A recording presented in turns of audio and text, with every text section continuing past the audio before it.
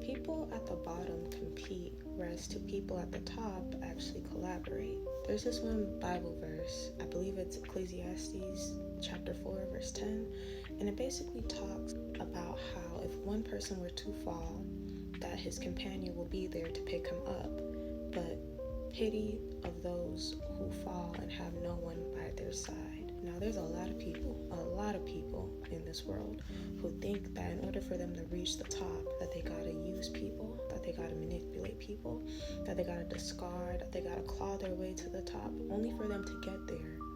And when they fall, they'll have nobody by their side. I am a firm believer that the top is not supposed to be lonely. I feel like God never called for any of us to be alone, and God also did not call for us to be in the company of those who are not good for us. And if there's one thing that I know for sure, is that God did not call for us to hurt each other in the name of winning. So let me share a little story. With where it is that I work at, I'm able to come face to face with people who are very wealthy and also people who are very poor.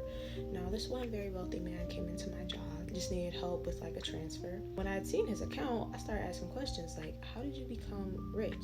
And he said that he had gotten lucky, he had invented something, and he had made strong connections. And this man, I could tell, was a very humble man. Like, just by the way that he presents himself, I could tell that he definitely takes care of everyone who's around him. The people who got to the top, and along the way, they decided to hurt people, they decided to stomp on people, they decided to destroy lives on the way there.